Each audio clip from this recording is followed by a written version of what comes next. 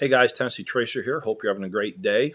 And today we're going to talk a little bit about tools and a lot more about business and how it pertains to tools. There's a lot of videos out there right now. You could spend all day watching so-and-so brand compared to so-and-so brand, who has the better ratchet, who has the better pliers, who has the better hammers, whatever it is. And there's just a lot of those to watch. I find them kind of entertaining. And kind of what I found is that sometimes that name brand that you have, the Snap-on or the Mac, it's the best tool for the job. Sometimes it's not. Some other maker out there will surprise you about how good it is and maybe, put to rest some myths about it. Either way, for the big name brand or the smaller name brand. But what I wanted to do today was give you a little bit of encouragement regarding the business side. Why do you have tools? And how you make decisions on these and how it pertains to down the road. A little bit of disclosure. I am not a technician. I have a son who's a certified technician. He's very good. And I have another son who's very good at working on vehicles. I work on vehicles. These days you kind of have to if you want to have any money left in the bank, because who can afford just to buy new vehicles anymore these days? So you got to have some skills. But I've been around tools quite a bit, and I used to work for a tech company way back in the day that was partially absorbed and then fully absorbed by Snap-on Tools. If I told you who it was, some of you probably know who it is. And I was a manufacturer's rep for them. So I traveled to and was in a lot of shops. I spent a lot of time with technicians, with shop owners, probably more than what a lot of other shop owners and technicians have. And so I've had a lot of exposure as to why those guys do what they do and how they do it. And I found a couple similarities as I would go between the shops. And the store owners, or the shop owners rather, they were very much like the tool truck operators in that they knew how to work on cars, they knew their tools, but they were also, everything they did was with an end in mind as to how it would play out years down the road. Is this going to help my cash flow? Or is it going to be so expensive that I'm not going to have a cash flow, but I can pride myself in having the best of this tool or whatever it is, which really is not much of a help if you don't have positive cash flow. And so, do you want to retire someday, or do you want to just work until you fall over? Some guys do that. I've actually seen that happen where people will be there and their backs have given out and their hands have given out, and then guess what? Something else gives out and they're done. They never had a chance to retire and spend time around the kids and the grandkids. And as the saying goes, do you live to work or work to live? I work to live. I work to put bread on the table and to put a roof over my family's heads, and to also have something for down the road. Because if I retire someday, after my back is completely gone and maybe my mind's starting to go, I'm gonna have to buy groceries when I retire.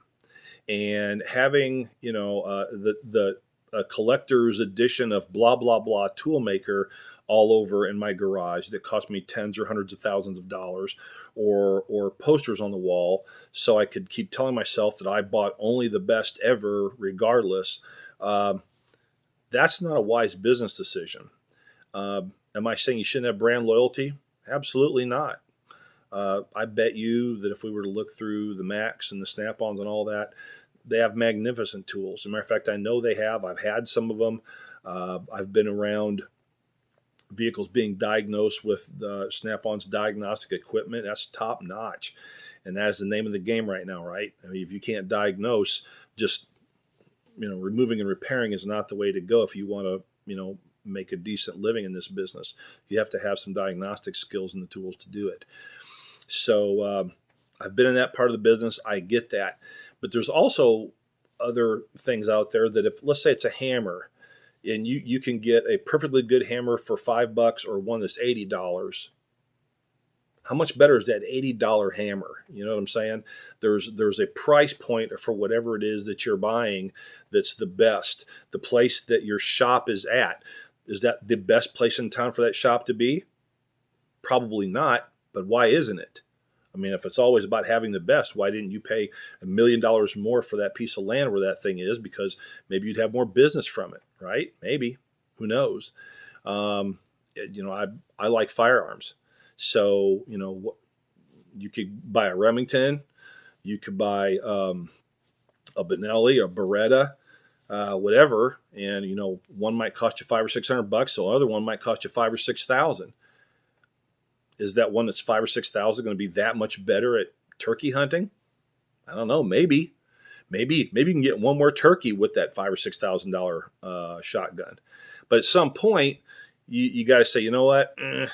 I can't get. I'm not going to be more successful at whatever it is I'm doing in this game to justify that price point. And these days, a lot of the other things out there have gotten to the point where they're so much better in their quality, especially if you can, hunt online here and see some comparisons that, man, if you're going to pay 8, 9, 10 times more for a tool, it better be 8 or 9, 10 times better. And sometimes that's not the case. Sometimes it's actually not even as good as the cheaper one. And so all that to say, if you have $1 in your hand, one thing I've learned over the years, and your Snap-on tool truck driver understands this perfectly, that $1 in your hand, once it's gone and you give it to somebody else, everything it will ever turn into is gone too. It's not just a $1 transaction. It's a $2 or a $5 or a $20 transaction when you look at it over time. That money has a time value. Never forget that in business. And so, if I'm buying $1,000 worth of tools here and the other guy's $10,000 for the same tools, is it worth the extra $9,000? Maybe, but I better be really sure I can justify that other $9,000 along with its financing, if I have to finance it, for down the road when I need to be buying groceries in my retirement. Because it really won't matter how many Snap-on tool posters I have in my garage if I can't afford to put food in my refrigerator. Because that's why we do what we do, right? We work to an end, not for bragging rights.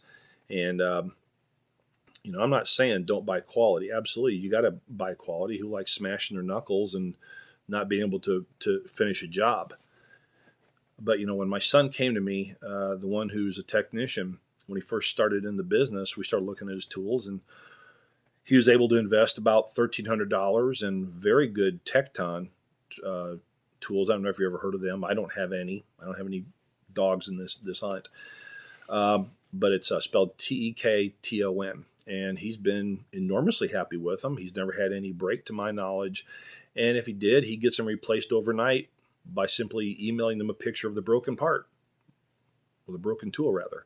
So there's going to be a lot of things that Tecton's not going to be able to make for him, but the ones he can go with through another maker, that difference will make an immense difference in his future. And why do I say that? Because we ran some numbers, and for the $1,400 he bought the tools for, and the other $900 or $1,000 he put into this really rather nice box with wheels it's a U.S. General. Of course, that's from Harbor Freight. He's got a perfectly nice box, as nice as the Craftsman's he's had in the past, or we've had in the past from our dads.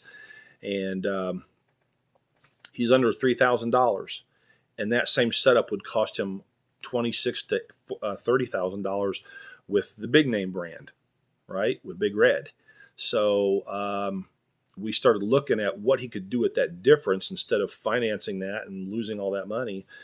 And when we ran the numbers out 25, 30 years, so that when he's about 50 years old, he's going to have a lot of money. If he doesn't get into that and spend it on his other toys, he's going to have a lot of things he can do with that money to pay for his insurance and his income that he's going to need when he retires.